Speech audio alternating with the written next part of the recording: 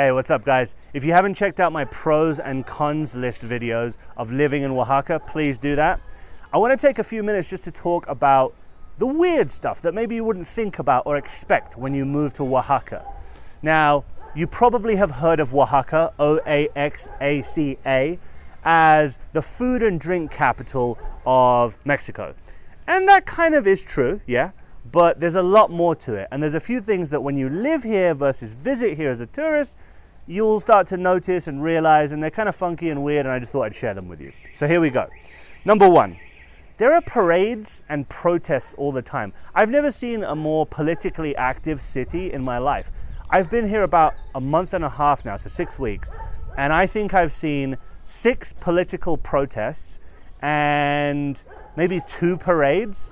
There was a gay pride parade, which is fantastic and obviously global, but then there were also other parades as well. And I talked to a couple of the locals, and it's a very standard thing here. So they like to congregate and get together and march down streets and close off streets to traffic, and just be aware of that. Oh, this is amazing. There's these weird beetles everywhere, and it's super weird. Okay, I'm gonna do something that I don't... Okay, check this out. See this thing here? Okay, so there's this weird blue beetle, and essentially they are all over Oaxaca City. I'm in Oaxaca de Juarez, which is Oaxaca City, Ciudad de Oaxaca.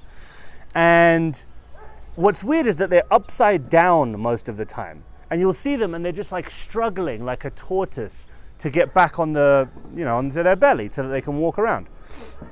First time we got here, we felt really bad for them. So we'd get a twig and like turn them back onto their front, karma. And we just couldn't figure out why there's so many, like they're on their backs. Like, are they drunk? Like, what is going on? So about 2 weeks into our stay in Oaxaca, we were walking home and there was a bunch of them flying like 20 feet in the sky. And then they would actually fly at us and attack us. And like they were aggressive, dude. I had a water bottle. I was using it like a baseball bat, hitting them around. We ran home. I'm a grown man. I'm 6'3", 235 pounds. And I was running away from probably a swarm of 30 beetles attacking us. So obviously now I just leave them to die on their backs. But we found out these weird beetles fall out of trees, but they can only get back onto their front if they're in dirt. So a lot of nice people will go and put them in some dirt or whatever. But I'm like, you're stupid. Why are you in the city? There's buildings and roads everywhere. Why don't you go to the dirt? Look at where I am. Look at this. You have like 50 mountains to go choose from to live. You come and live in the city, you deserve to struggle and lie on your back and probably perish. But yeah, that was a very scary night, and it is a big common thing here. So, great story. I'm going to butcher this story, but it's fine. I mean, what do you know, right? We went to an art gallery in San Miguel de Allende, which is a couple of hours outside of Mexico City. Beautiful place. You should go visit. Quite touristy, though.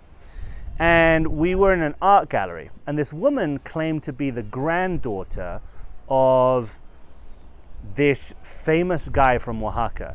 And he was renowned for saving dogs and other animals from this like live wet market, kind of like the ones you get in Asia. So they used to have this wet market in Oaxaca.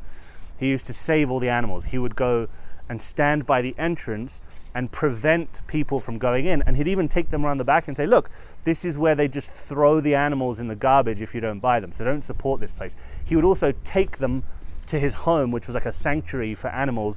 He would get them, nurse them back to health, and then send them on their way. A saint, a modern day saint, 100 years ago, whatever. So he was like famous in Oaxaca for this. He became sick. And the legend goes that the animals came to him in a vision while he was on his deathbed. And they essentially said, no, it's not your time, we're going to save you. All the animals that he had saved, their spirits came and they saved him. And he lived. But he was terminal. But he lived within a couple of days. And he talked about this, and everyone was in awe. And he started creating, and the point of this story is, when you go to Oaxaca, in these little knick-knack touristy stores with like the sort of souvenirs that you can buy, you'll see ultra colorful animals, but they're not regular animals. It's not a dog or a cat or whatever. It'd be like a dog merged and fused with a fish, or a cow fused with a snake. And it's like these hybrid animals that only existed in his mind, but he started creating that artwork out of paper mache. The guy's famous. I forget the guy's name. I'm not going to put it in the show, the notes. Just look it up. Fascinating stuff. But you'll see these images everywhere. It's like the theme of Oaxaca. I would say it's probably one of the reasons it's such a colorful city. Like, it's their brand. And it's all from this old dude that saved animals. And we met his granddaughter in San Miguel de Allende. So I thought that was pretty interesting. Another nice little weird factoid for you.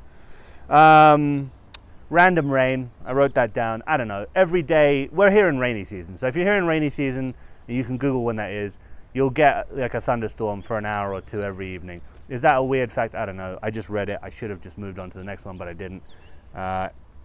People don't pick up dog poop here. I don't think that's weird. I just think that's assholes. But I just thought I'd let you know.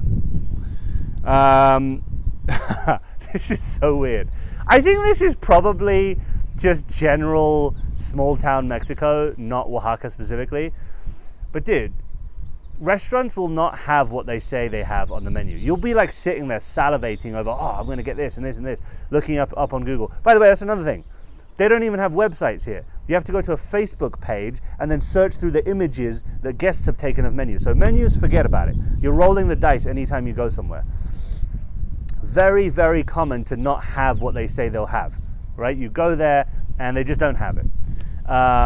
Even better, I go to the same place for lunch every day because it's near my co-working. One day they'll make it with one type of bread, the next day they'll make it with another type of bread. One day they'll give me chips with it, sometimes they won't, sometimes they put a pickle with it, there's no consistency. It's very much just like, this is what I feel. Dude, I'm vegan, right? So I'm getting a mushroom sandwich. Sometimes they put cheese in it, sometimes they don't. And I'm like, no cheese. He goes, why would I have cheese in it? I'm like, because 2 weeks ago you put cheese in it. Weird, inconsistent, strange. They just don't give a fuck. And that's fine. It's a nice way to live. If you're not highly wound, tightly strung, tightly wound, then, Oaxaca's the place for you.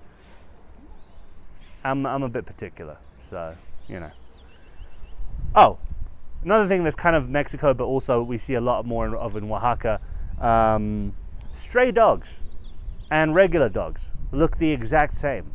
Because not everyone puts a collar on their dog. And the street dogs look really well fed and healthy. So you have no idea. It's just a weird thing. And it's kind of sad. Like, you sometimes see a dog run into traffic and it's like scared and everyone's honking at it. And like, Mexicans don't care about dogs. They just like honk at it and like speed up and like scare it. And I don't know, man. It's like, it's pretty distressing. And you don't know if it's someone's lost dog or a stray dog. So just be on the lookout for that. They have the largest, the largest tree, I'm going to say in the world. You can fact check me, I don't care. Largest tree in the world. The base of it is 14 meters wide. 14 meters wide. How many feet in a meter? 2.5, is it? So 2 times 14, 20. It's like a 30-foot wide-ish tree. It's insane. I highly recommend going to see it. There's a cute little town there that you can spend some time in. It's 40-minute bike ride from Centro Oaxaca. Why do I know that? Because like an idiot, I decided to rent a bike, not thinking, oh, you're 6'3", and obviously they're going to have small bikes because Mexicans are usually smaller and their frame is a bit smaller. So I'm on this tiny bike and I'm pedaling all the way there. It's horrible. It's cobbled streets. We're going through farms, dirt roads. Don't rent bikes if you're going outside of Centro. Renting bikes is for within Centro. Otherwise, you'll just die. And it's not because I can't ride a bike. I'm very good at riding a bike. I've been riding a bike since I was a kid. But yeah, the point of the story. Go to see Árbol de Tule. Problem is, during COVID, they've fenced it off and closed it because, you don't want to give the tree COVID. So, maybe now's not the best time to see it, but if you want to climb up the fence and take a few pictures, you can do that. Anyway, that's the cool and interesting facts. A bonus one, because I talked about it, I think, at the beginning of this or the other video. it really is a food and mezcal center, like a cultural capital for food. There's a restaurant called Ancestral that we went to the other night.